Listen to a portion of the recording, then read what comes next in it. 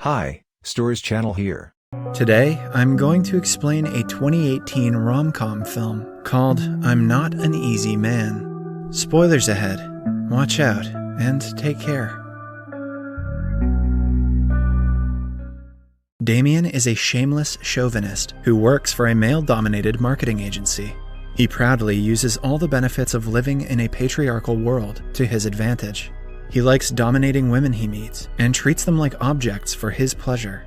Damien's boss Marco loves him and always gives him the important projects and assignments. He has a close friend and neighbor named Christoph Lamy, who's a famous writer. One day, during Chris's new book's launch, Damien meets his new attractive assistant, Alexandra.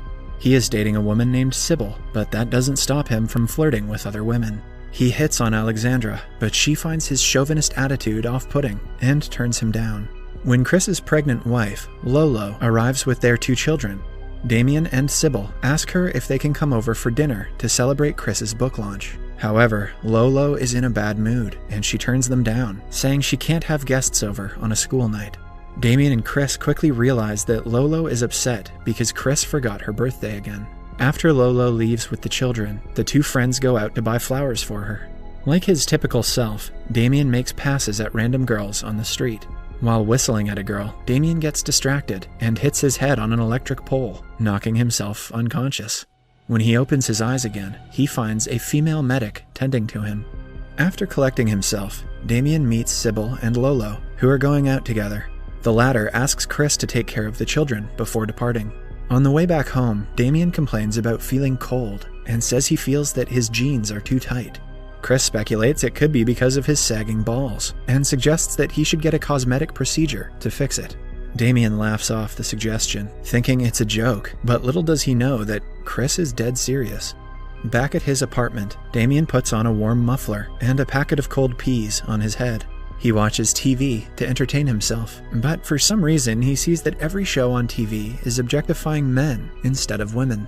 The next morning, Damien wakes up and proceeds to get ready for work, but to his astonishment, he only finds short and bright-colored clothes in his closet.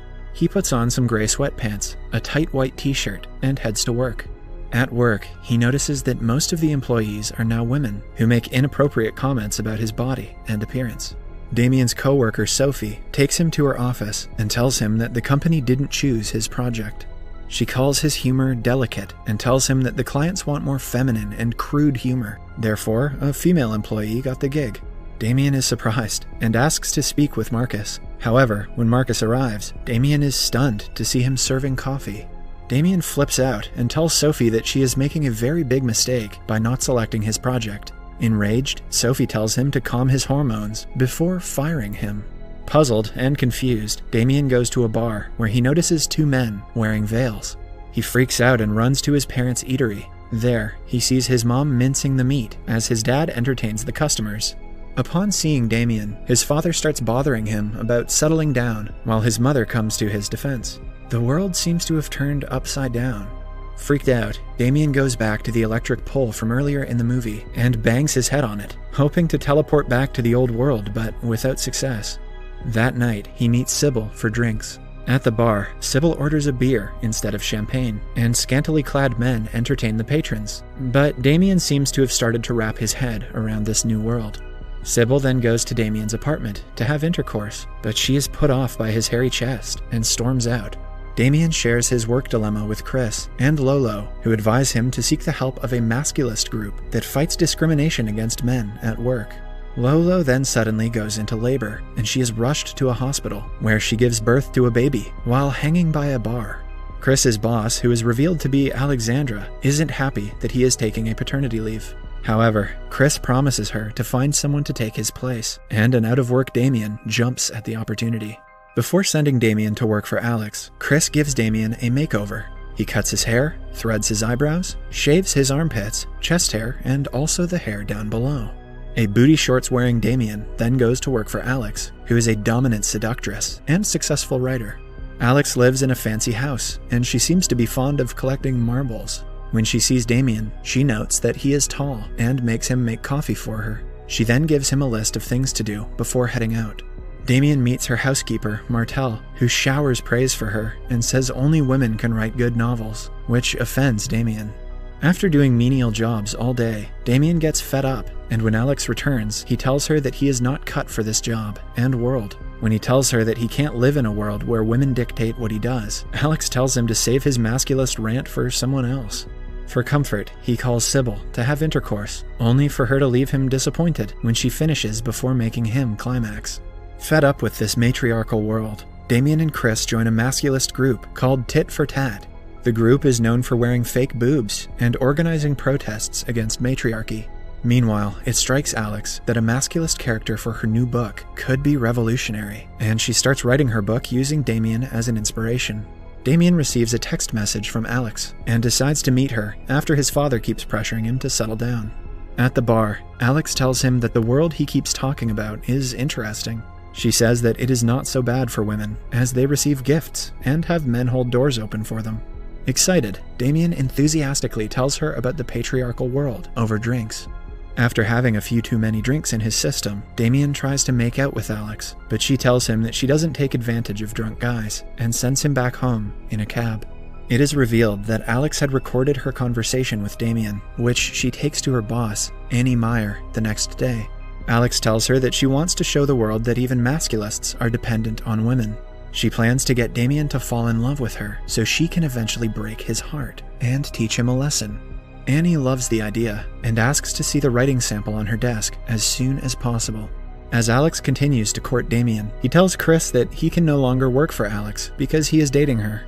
This upsets Chris because he is afraid that he won't get his job back after his paternity leave ends. The two get into an argument, and Damien brings up the fact that his wife doesn't respect him. Upset, Chris tells Damien to never talk to him again. Alex and Damien spend more and more time together and eventually have intercourse. Unbeknownst to Damien, she even records them having it.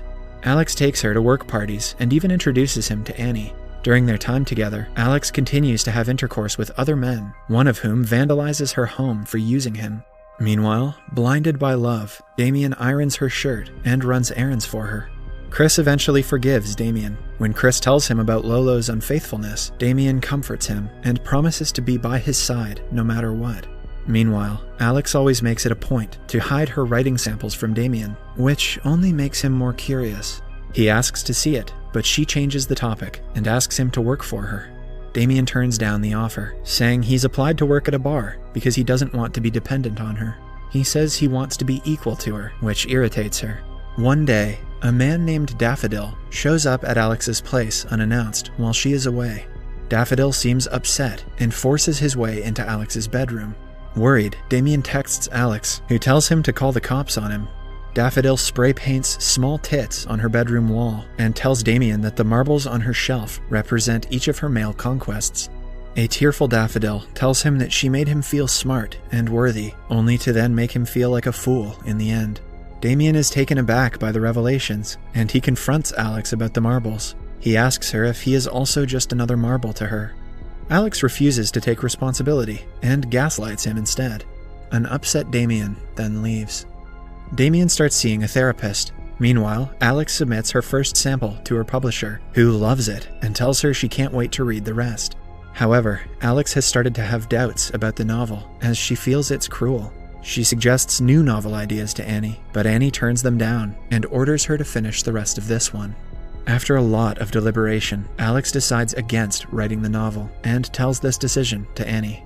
Meanwhile, Chris kicks Lolo out of the house, and she crashes at Damien's apartment. Lolo reveals that she cheated on Chris while she was pregnant, and her hormones were raging. She regrets cheating on him and asks Damien to convince Chris to take her back. Alex makes amends and returns back to Damien's life. He doesn't waste time in proposing marriage to her, and to his astonishment, she accepts the proposal. Damien and his father convince Chris to forgive Lolo. Damien also tells his father about Alex. The next day, Damien and Chris join the masculist group Tit for Tat in protesting against a French college for only honoring female writers. At the venue, Damien meets Annie, who recognizes him. When Annie smugly asks him if he has nothing better going on in his life, Chris proudly tells her that Damien is actually getting married to Alex. Damien taunts her, saying some women are more open-minded than others. However, Annie snatches the smile and pride out of his face when she tells him that Alex is already married. Stunned by the revelation, Damien rushes to confront Alex. When he finds her door locked, Damien tricks Martel into giving him the keys to her apartment.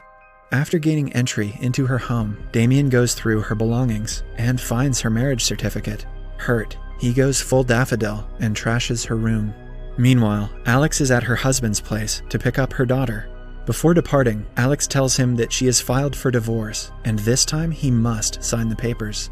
Alex then returns home with her daughter, and she learns from Martel that Damien had dropped by. When she enters her home, she finds the entire place trashed. Alex notices her writing samples on the floor and realizes that Damien has found out about the novel. A worried Alex looks for Damien everywhere. Meanwhile, Chris gets a call from his friend Erica, who tells him that Damien is drunk out of his mind at her bar, and some girls are harassing him. Lolo and Chris then proceed to rush to the bar. Outside their apartment, they meet Alex and tell her about Damien. Alex follows them to the bar, where an old woman is trying to take advantage of a young Damien. Lolo fends off the old woman's friends, while Alex finds the old woman knocked unconscious on the ground. Worried, she rushes by Damien's side, but he pushes her away. Alex admits her mistake and comes clean about the novel and the recordings. But this makes Damien even more upset, because he only found out about the marriage and not the novel and recordings. Feeling cheated, Damien slaps her. Alex tries to explain herself, but the two accidentally headbutt each other and knock themselves unconscious. Alex then wakes up in an ambulance being tended to by male medics. She rushes out of the ambulance and notices that she is in a patriarchal world. The streets are filled with raunchy advertisements that objectify women. The movie ends as she notices a feminist march, and among its participants is Damien, who calls out to her. Subscribe for more videos like this, turn on notifications, and leave a like to help the channel out. Thank you for watching.